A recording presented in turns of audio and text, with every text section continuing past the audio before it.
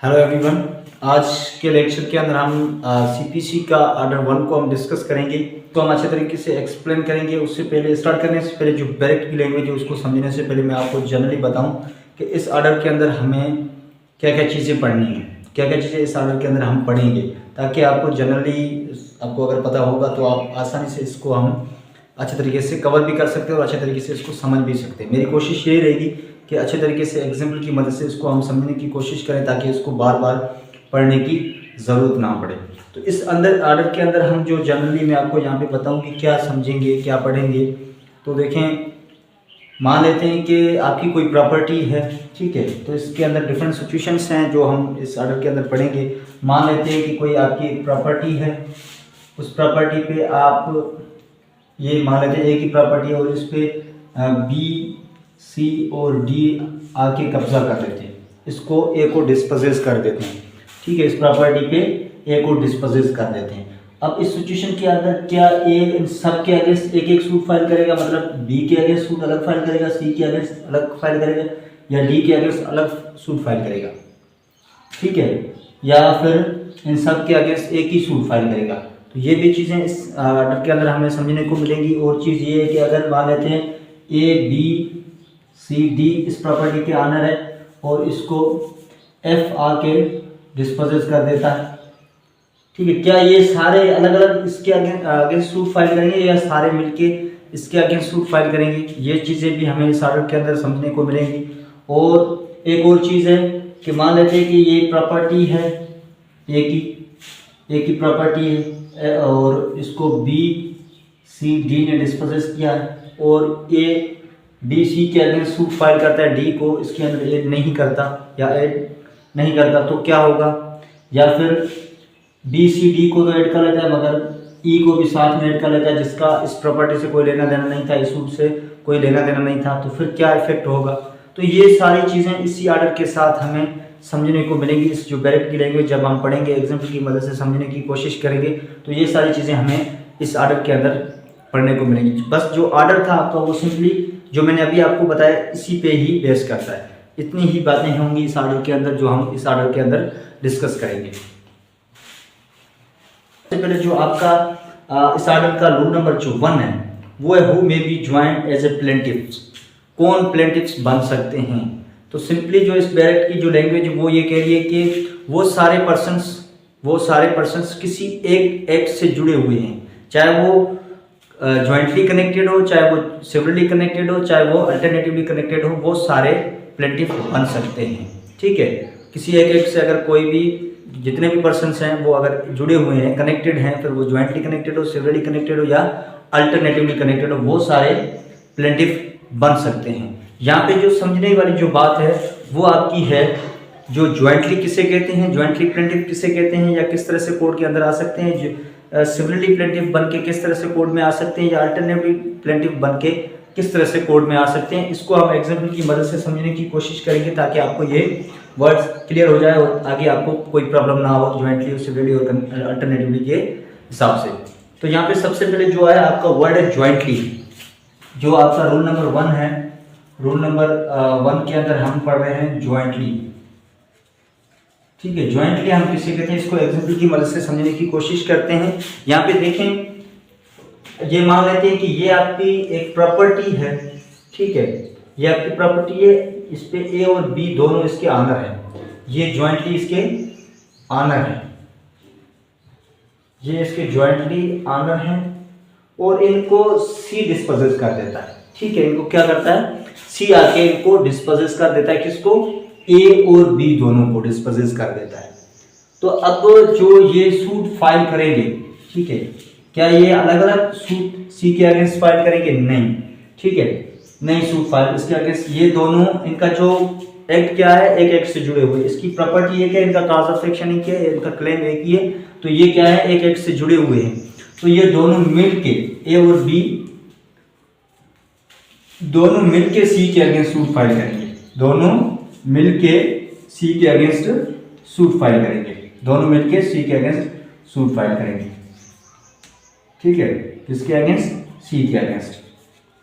तो ऐसे प्लेंटिफ को हम क्या कहेंगे, जब ये दोनों मिल के इसके अगेंस्ट सी के अगेंस्ट सूट फाइल करेंगे तो इसको हम क्या कहेंगे, ए और बी को हम क्या कहेंगे, ये क्या हो गए आपके ज्वाइंटली प्लेंटिफ, ये आपके बन गए ज्वाइंटली प्लेंटिफ। ये एक सूट फाइल करेंगे, दोनों एक सूट के अंदर प्लेंटिफ बन के सी के अगेंस्ट आएंगे, ठीक है, सी के अगेंस्ट आएंगे।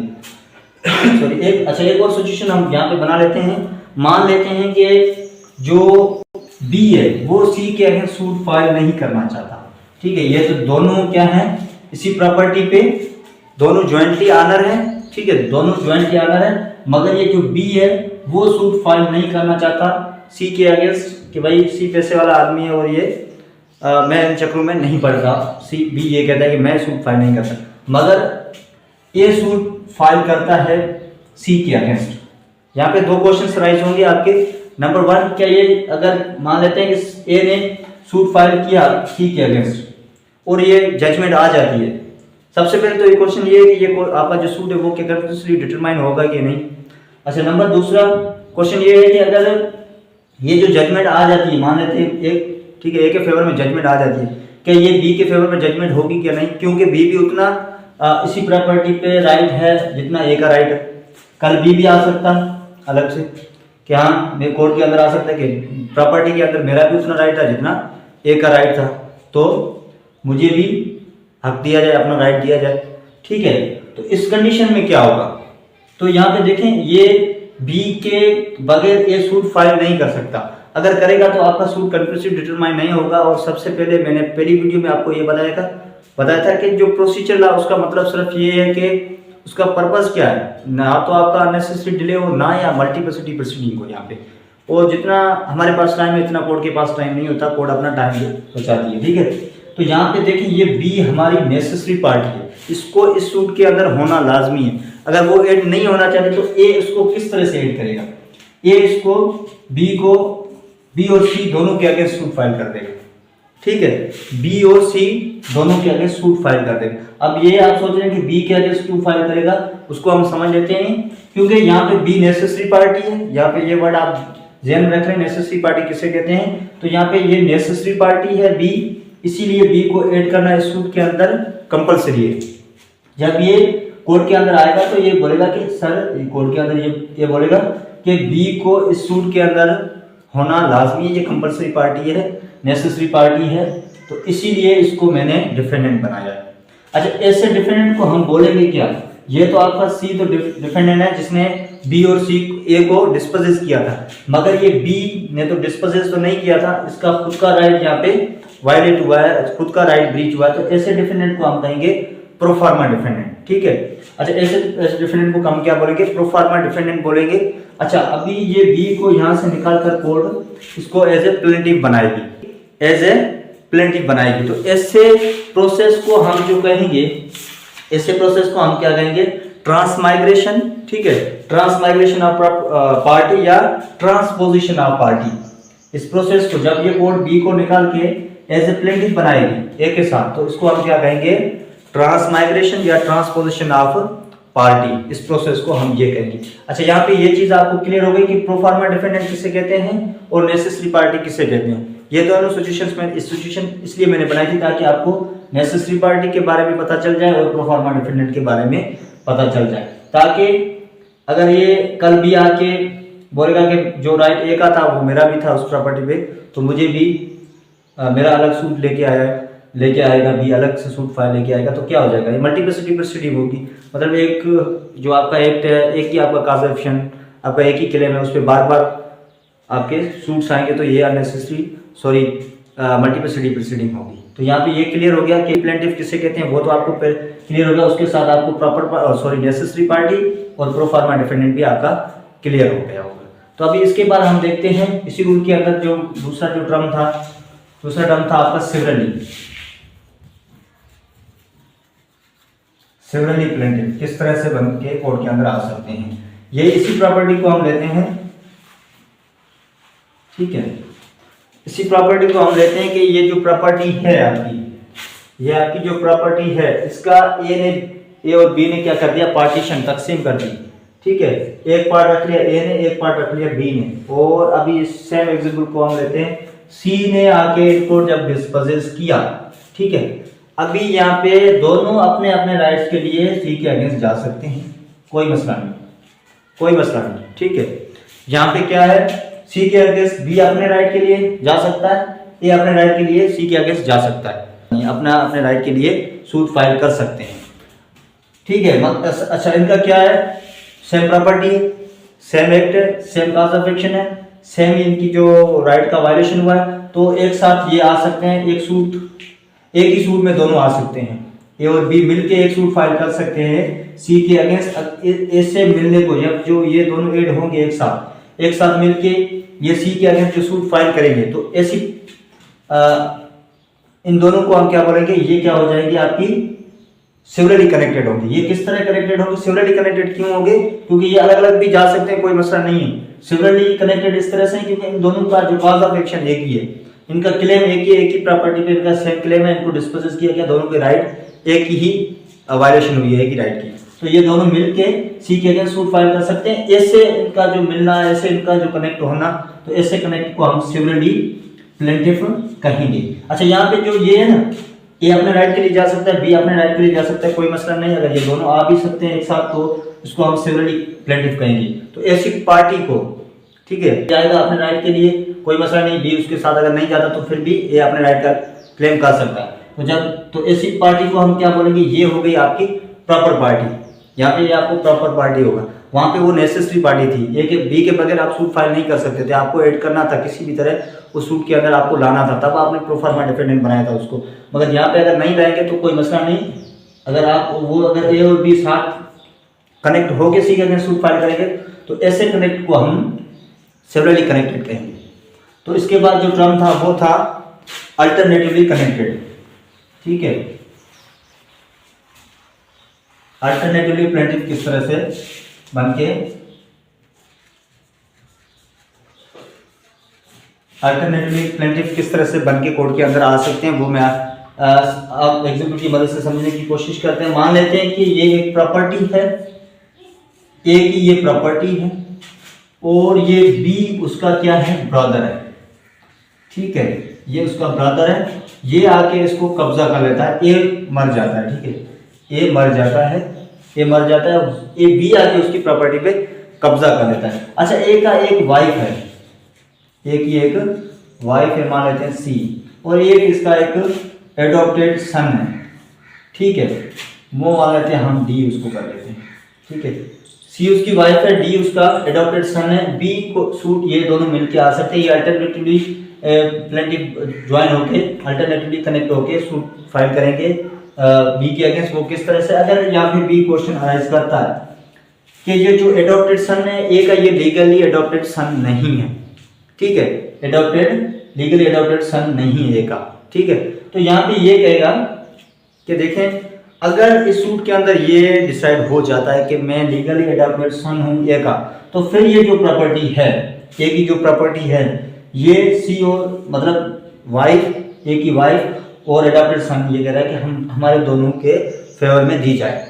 अगर ये प्रूफ नहीं होता कि मैं उसका लीगली एडॉप्टेड सन नहीं हूँ, अगर ये होता कि मैं उसका एडॉप्टेड सन नहीं हूँ, अगर ये डी इस केस के अंदर, इस सूट के अंदर एडॉप्टेड सन नहीं निकलता है ए का डी, तो फिर ये कहेगा कि आप सी को ये प्रॉपर्टी सी के फेवर में दे देना। मतलब या तो हमारे दोनों की, इस दोनों सी और डी के फेवर में आए, अगर डी एडॉप्टेड सन निकल जाता है लीगली, अगर होता है इस सूट के अंदर ये प्रूफ हो जाता है, तो फिर इन दोनों के फेवर में होगा, नहीं तो सी के फेवर में दी जाए।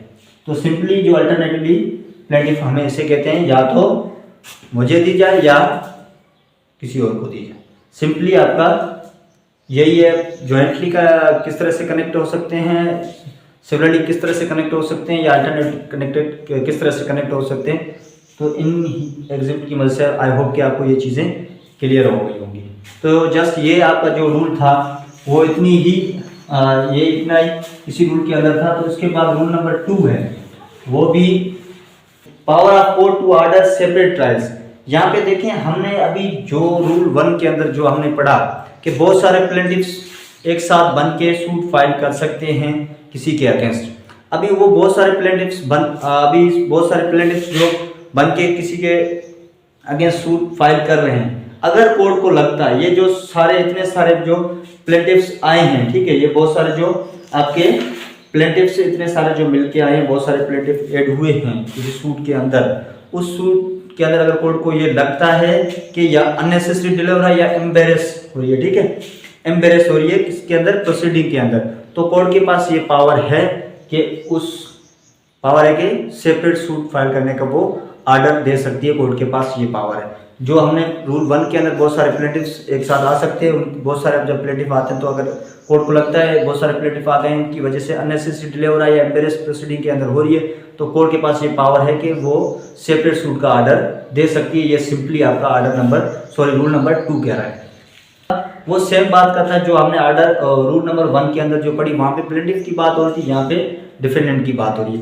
यहाँ पे ये जस्ट ये हो रहा है कि वो सारे लोग जिनके अगेंस्ट रिलीफ क्लेम किया जा रहा है, ठीक है, रिलीफ क्लेम किया जा रहा है, चाहे वो ज्वाइंटली कनेक्टेड हो, सिवरली कनेक्टेड हो या अल्टरनेटली कनेक्टेड हैं, जिनके अगेंस्ट रिलीफ क्लेम किया जा रहा है, ठीक है, वो सारे ज्वाइन हो सकते हैं एज ए प्लेंटिफ, जो हमने डिफेंडेंट बन सकते हैं, एज ए डिफेंडेंट बन सकते हैं। जो रूल 1 के अंदर हमने पढ़ा वो सेम बात, सेम लैंग्वेज रूल नंबर 3 के अंदर, यहाँ पे डिफेंडेंट की बात हो रही है, वहाँ पे प्लेंटिफ की बात हो रही थी।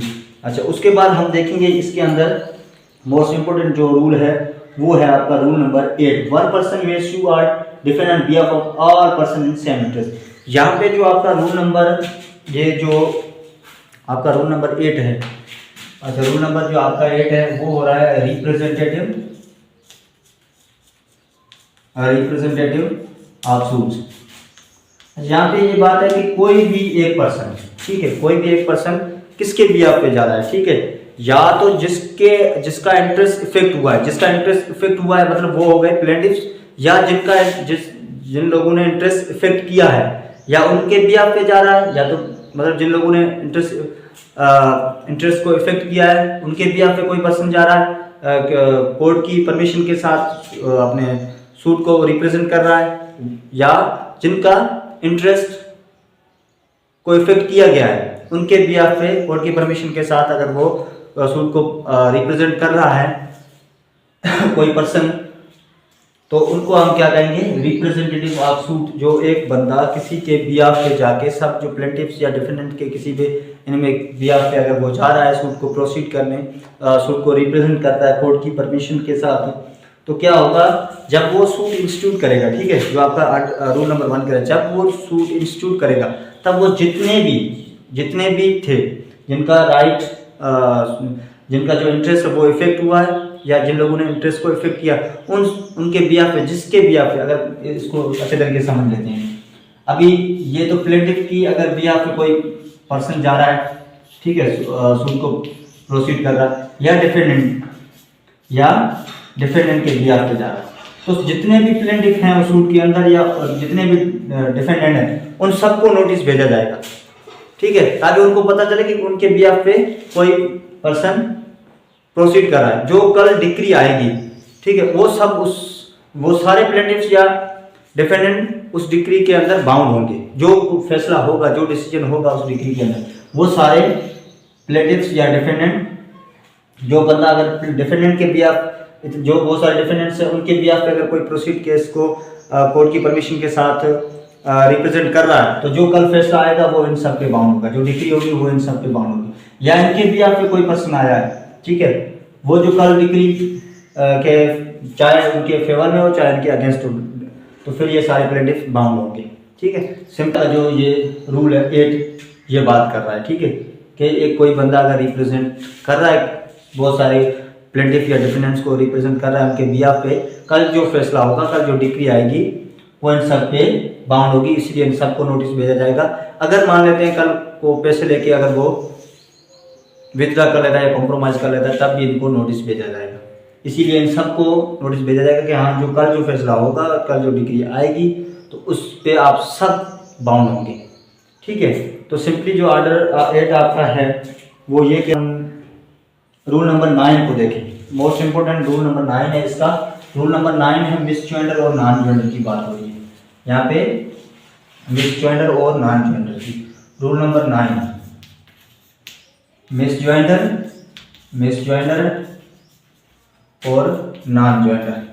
सबसे पहले आपने मिस ज्वाइंटर को समझना है, मिस ज्वाइंटर का मतलब क्या है। ठीक है, मिस ज्वाइंटर हम किसको कहते हैं, ठीक है।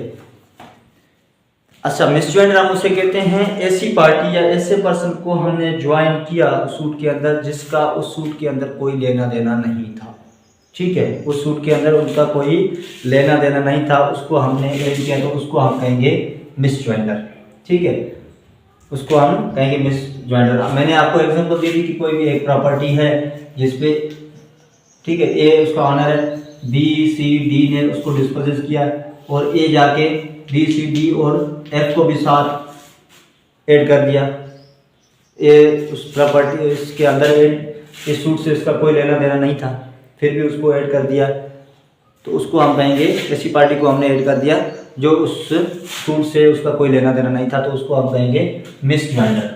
ठीक है, अभी हम नॉन ज्वाइंटर हैं। ठीक है, नॉन ज्वाइंटर का हम एग्जांपल ले लें। नॉन ज्वाइंटर हम उसे कहते हैं जो ऐसी पार्टी को जिसको उस सूट के अंदर ऐड करना ज़रूरी था उसको हमने ऐड नहीं किया। जिस तरीके से ये सेम एग्जांपल आप ले लें, ए ने बी सी डी ने इसको डिस्पोज किया, बी सी को इसने तो सूट के अंदर ले लिया मगर डी ने इसको डी को ए ने नहीं लिया, तो यहाँ पे क्या होगा, जिसको ऐड करना था उसको ए ने ऐड नहीं किया। तो जिस पार्टी को ऐड होना ज़रूरी था उसको सूट के अंदर ऐड नहीं किया गया, उसको हम क्या कहेंगे, नॉन ज्वाइंटर। ये आपका रूल नंबर 9 बात कर रहा है। ठीक है, अच्छा, इसका जो जनरल इफेक्ट है वो कोई नहीं है, मिस ज्वाइंटर या नॉन ज्वाइंटर का कोई जनरल इफेक्ट नहीं है, कोई भी आपका सूट जो डिफेक्ट नहीं होगा, सूट को आपका कोर्ट प्रोसीड कर दीजिए, ये सिंपली इसका कोई इफेक्ट नहीं। अच्छा, उसके बाद है आपका जो रूल नंबर 10 है। ठीक है, रूल नंबर 10 जो आपका बात कर रहा है suit in the name of wrong plaintiffs. यहाँ पे नेम की बात हो रही है, डिस्क्रिप्शन की बात हो रही है, यहाँ पे मिस ज्वाइंटर और नॉन ज्वाइंटर की बात नहीं हो रही। रूल नंबर 10 जो आपको सिंपली मैं आपको बताऊं, रूल नंबर 10 है जो आपका बात करता है कि suit in the name of wrong plaintiff, name of wrong plaintiff, name of wrong plaintiff. यहाँ पे क्या हो रहा है कि जो प्लेंटिफ का डिस्क्रिप्शन लिखनी थी, जो प्लेंटिफ का नाम लिखना था, जो उसके अंदर लिखना था, जो डिस्क्रिप्शन प्लेंटिफ की लिखनी थी वो आपने नहीं लिखी। ठीक है, वो आपने नहीं लिखी। यहाँ पे मिस ज्वाइंटर और नॉन ज्वाइंटर की कोई बात नहीं हो रही, जस्ट इतना आपका रूल नंबर 10 का जो 1 है वो जस्ट ये कह रहा है कि जो प्लेंटिफ का नाम लिखना था, जो डिस्क्रिप्शन लिखनी थी वो आपने नहीं लिखी। बाकी यहाँ पे मिस ज्वाइंटर और नॉन ज्वाइंटर की बात नहीं है। ठीक है, उसके बाद इसका जो अब रूल 2 है, इसमें सिंपली ये कह रहा है कि मिस ज्वाइंटर, यहाँ पे जो मिस ज्वाइंटर की बात हो रही है, मिस ज्वाइंटर पार्टी अगर कोई गलत पार्टी ऐड हो गई है तो कोर्ट उसको स्ट्रिक आउट कर सकती है, और अगर किसी पार्टी को ऐड करना है तो कोर्ट उसको ऐड भी कर सकती है। जिसको अगर किसी पार्टी को ऐड करना ज़रूरी है तो उसको कोर्ट ऐड भी कर सकती है। ठीक है, सिंपली आपका ये कह रहा है। उसके बाद इसका मोस्ट इंपोर्टेंट जो सब रूल नंबर 4 देखें तो इसके अंदर है कि where defendant add plaint to be amended. अच्छा, जब कोई new person as a defendant उसको ऐड होना है सूट के अंदर, कोई भी new person as a defendant उसको सूट के अंदर ऐड होना है तो प्लेंट के अंदर अमेंडमेंट करना बहुत ज़रूरी है। ठीक है, इसका जो सारा प्रोसीजर है वो हम आर्डर 6 रूल 17 के अंदर हम इसको डिस्कस करेंगे। अभी जस्ट इसको इतना ही समझ लें कि जो किसी भी न्यू पर्सन को एज ए डिफेंडेंट किसी सूट के अंदर ऐड होना है तो उस प्लेंट के अंदर अमेंडमेंट करना बहुत ज़रूरी होता है। तो उसके बाद हम रूल देखेंगे, रूल आपका देखेंगे 30।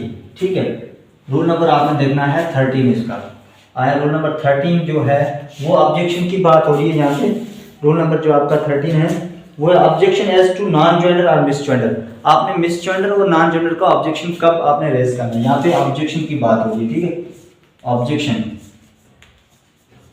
यहाँ पे देखें, ऑब्जेक्शन की अब जितना जल्दी हो सके उतना आपने ऑब्जेक्शन को रेज करना है मिस ज्वाइंटर और नॉन ज्वाइंटर के हवाले से, या आपने जितना हो सके उतना जल्दी करना है। या तो आपने सेटलमेंट इशू होने से पहले आपने रेज करना है, या सेटलमेंट इशू जब हो रहे हैं तब आपने इसको रेज करना है। उसके बाद अच्छा, इसकी एक एक्सेप्शन है वो मैं बताऊं। एक एक्सेप्शन ये है कि अगर मिस ज्वाइंटर या नॉन ज्वाइंटर का जो ग्राउंड है वो सेटलमेंट इशू होने के बाद अगर अराइज होता है तो फिर आप बाद में उसको रेज कर सकते हैं। अदरवाइज आप सेटलमेंट इशू होने से पहले आपको करना है, या सेटलमेंट इशू जब हो रहे हैं तब आप ऑब्जेक्शन रेज कर सकते हैं। ये जस्ट आपका सेक्शन इतना ही था। आपका इसका कंटेंट बनाना है तो इसके अंदर हमने जो रूल 7 रूल इसके अंदर हमने पढ़े हैं, जिसमें आपका रूल नंबर 1 था ठीक है। Rule number 1, rule number 2, rule number 3, rule number आपने 8 पढ़ा, रूल नंबर आपने 9 पढ़ा, रूल नंबर आपने 10 पढ़ा और रूल नंबर आपने 13 पढ़ा। ये सारे आपने 7 रूल इस ऑर्डर के पढ़े हैं। इससे आपका सारा मेरे ओके, आपको सारी चीज़ें कवर हो गई होंगी कि क्या चीज़ें इसके अंदर पढ़नी थी। आई होप कि आपको वीडियो पसंद आई होगी। अगर वीडियो पसंद है वीडियो को लाइक लाजमी करें, चैनल को लाजमी सब्सक्राइब करें।